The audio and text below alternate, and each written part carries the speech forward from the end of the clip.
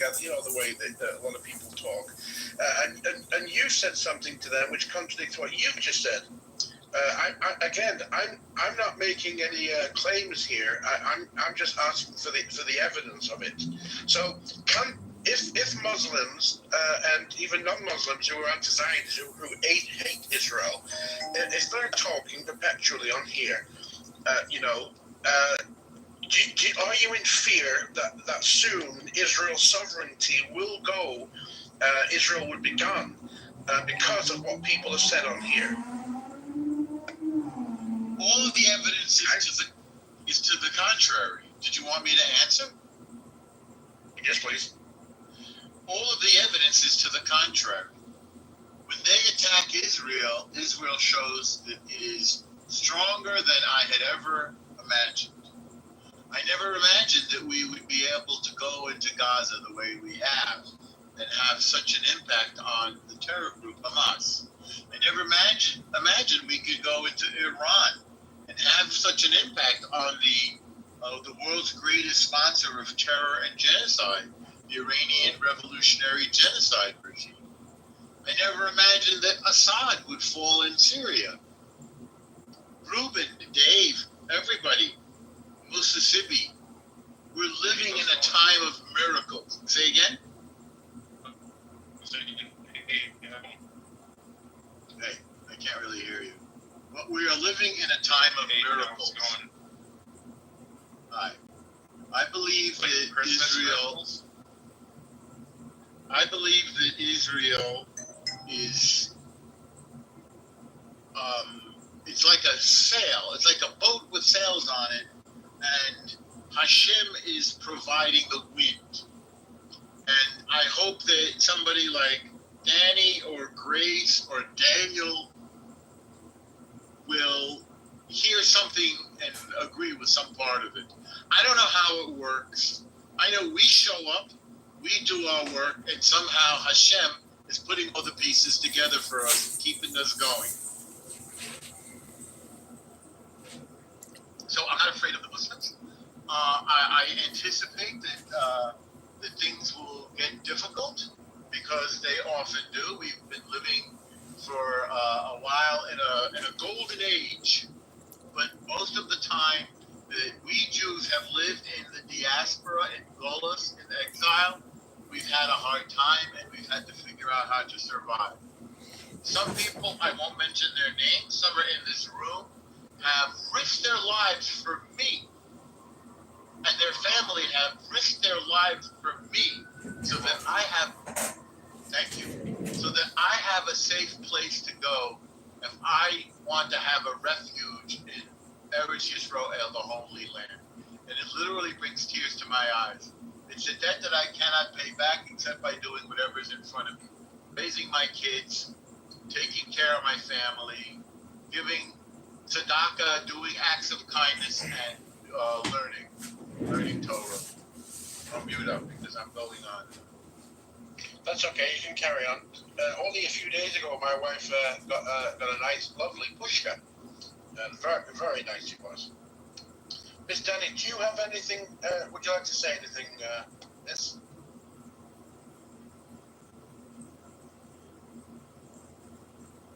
Mr. John?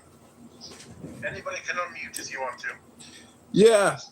I pray for peace because I think peace is, in terms of the one or the unity of all men and women around the world, that, peace is the best place to be. And if you look at the videos prior to October 7th and 20 years prior to that, you look at the videos, the Palestinians were not promoting peace. They were promoting war, terrorism, death, and destruction. And I did a birthright trip in 2002.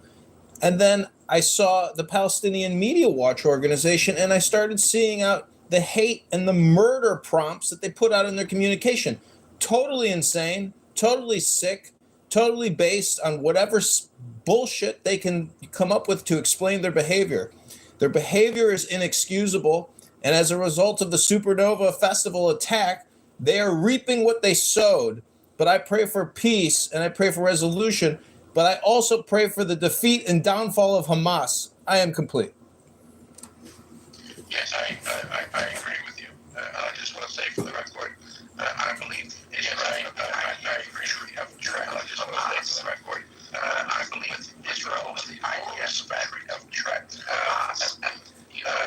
with the fact that anybody else any other great power and obtain this thing that anybody else from any other great power would they like. And that goes against primary opinion from the enemy. Mr. David, I'm sorry, Daniel, and that goes against. I'm sorry, hello, Daniel. I accept that what's said on social media these days can influence. I accept what's said on social media these days can influence. Politicians, the people I nation.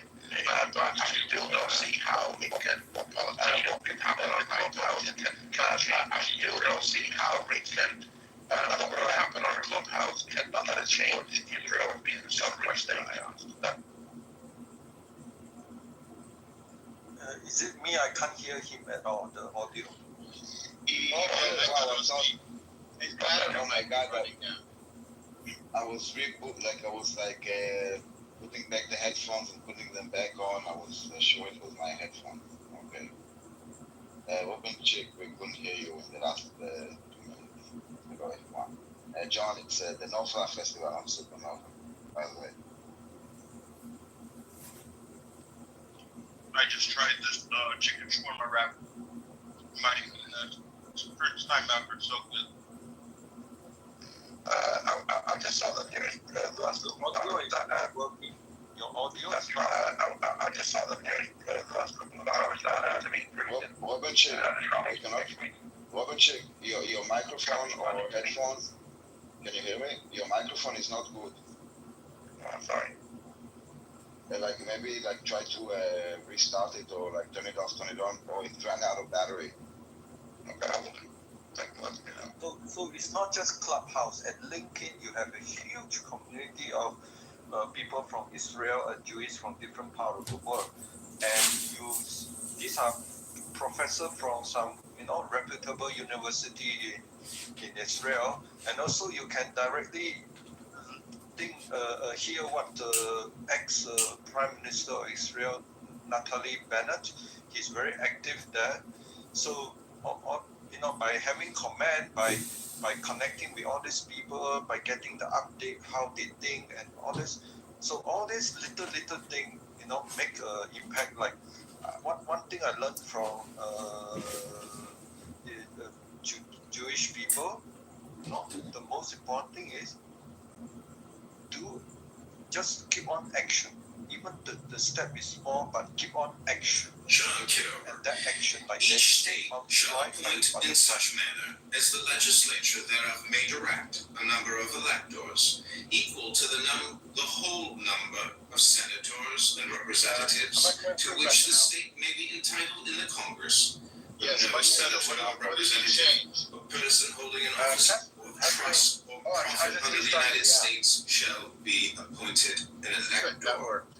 The Yeah, Casanova wants to come up. Do you know him, or is he? I'm assuming he's a troll. Yeah, I don't know. Arming and disciplining the militia, and for governing such part of them Do you think? Does anybody else think that what is said on Clubhouse directly influences Israel becoming? To cease being sovereign? John Q. I think you need to have other questions, other way of framing the question. Does what is being said in Clubhouse has an impact to the psyche of Jewish people in Israel and Jewish people in the US and Jewish people in UK, and so it's not it's what you're asking is a definite thing, right? It will happen, but the question is how it will happen, what extent, the scope it will happen. That is much more relevant. Prescribed by Congress. Your exercise exclusive legislation in all cases whatsoever, but I still or think such district not exceeding 10 miles square is made by session I'm of just asking the particular question. states and the I think it's a acceptance of simple Congress. question. I'm Become not the sure if seat of anybody the can answer government yes of or the no. United Maybe States. somebody can. To exercise life authority I'm a strong Zionist, okay? By the consent of the legislature of the state to which the same shall be. If it is true that what what is spoken about on Clubhouse is directly, it directly affects Israel being a sovereign state or not. I want to know about it. If that's true, that will help me very much. Does anybody think it is? Again, please reply like I'm a 10-year-old. I would like to say, go ahead, Daniel. Deportation of such persons as any of the states now existing shall think proper to admit I think shall that not be in any prohibited by the forum Congress where prior to people the who year have hatred and disrespect 1808. for either people, But a tax place, or duty an may be environment, imposed on such importation and they don't constitution. really The understand, Congress meaning shall that have they haven't power done to a deep lay dive. You don't and need to be an collect intellectual to taxes do that, but to you the can poor. observe, understand. I think that hatred amongst groups of people fosters itself and it ignites other people to come into their trap of hatred. So without information, understanding of the people of any group, and just taking what you hear from others can spark a lot of hatred. And I think when it comes to Israel, a lot of people in a lot of different environments don't really, it's a small little country the size of New Jersey almost, and they have no real sense of what is happening. There's a lot of Jews who are intellectuals who are not also knowing what happened. And it's a very difficult unraveling, meaning to take the pieces together to see where you stand. But hatred toward any group of people for the sake of hatred and not having a real stand on it is problematic. And the Jews have been going through centuries of being scapegoats in a lot of communities for things that are really ridiculous and in some cases, in a lot of cases, made up. Our job for me is to unravel where people are with their sense of hatred, with the information that they have, and speak to people who are willing to open up their minds and understand that hatred is the point here. And if the hatred is removed, we can start working on making our best effort to get to a point of humanity. And that to me is a goal. It's the hardest goal that I have at this point in my life, and I know how difficult it is. But I will pursue unraveling the hatred and starting to understand the humanity that could be possible. Thank you, Ms. Grace. With most people, I don't get everything because people speak over my head. There's a compliment for everybody. Just one minute, please, Daniel, then I'll let you go. I hear on social medias, Muslims and non-Muslims saying that we're all coming together and we're going to stop the evil of Israel very soon. Okay. Many people speak this way. We speak about having a power, a great influence. And Israel is going to be gone. Now, on here and other social medias, my fellow Zionists, right, and myself have said this, that you do not have that power and you never will. So, when people speak this way, am I right in saying that myself and fellow Zionists have that wrong, that they do have this power to dissolve the state of Israel? You guys got me all confused here. Who the traitor? The power to dissolve the state of Israel? No. Let's say some people come on here who are anti-Zionists, right? And they speak about Israel is a cancer. Israel and the Muslims and non-Muslims, anti-Zionists, we are growing in numbers very rapidly, and we're all coming together. And we're going to put our voice forward. This is happening globally, and this is sufficient amount of power for Israel to be destroyed, and for Israel to be dissolved. There's no more Israel, right? But myself and my fellow Zionists have said, no to people saying that. You do not have that power, and you never will have that power.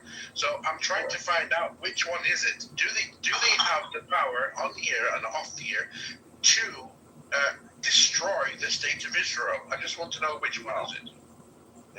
It's a very simple no. They don't have the power to destroy Israel. They are doing great attempts. I'm sorry, this is the biggest campaign ever against Israel for all fronts. I don't think that anyone thinks that they will be able to succeed. But so no. I agree with you. I have to say, though. Yeah, go ahead. Sorry. Like, specifically about Clubhouse, no, it's not an influence. I mean, if I would have like a debate or conversation with people that don't take that, actually like an open mind and like nuanced discussion, we don't need to agree, but this is nuanced. This and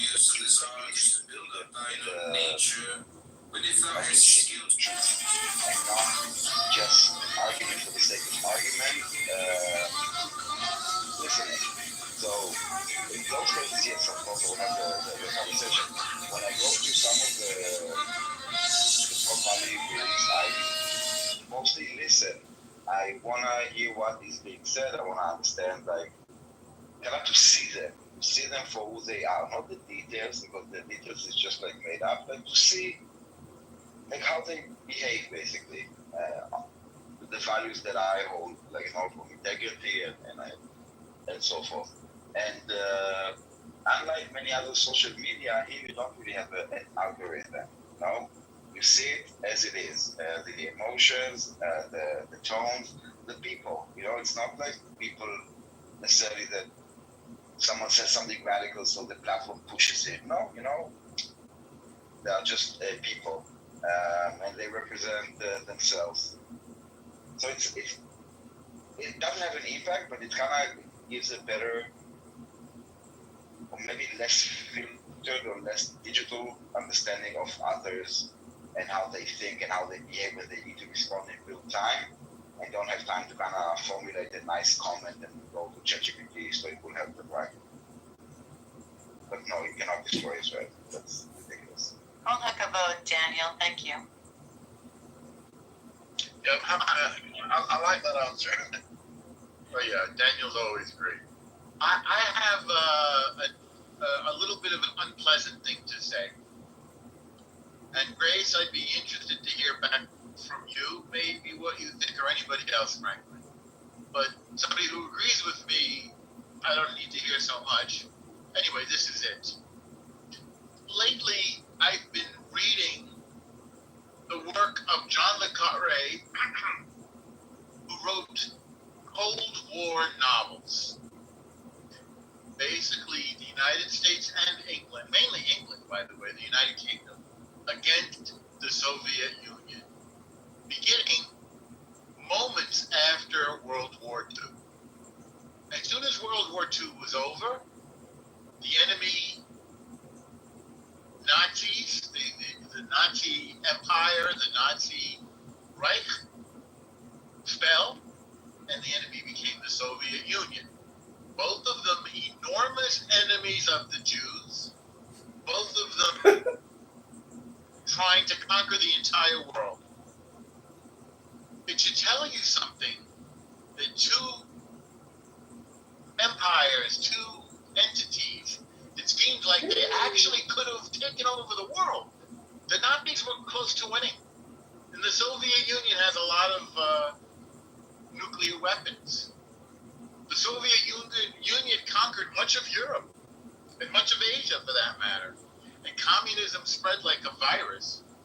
Not because I hate communism, because this economic system failed and it left hundreds of millions of dead people in its wake.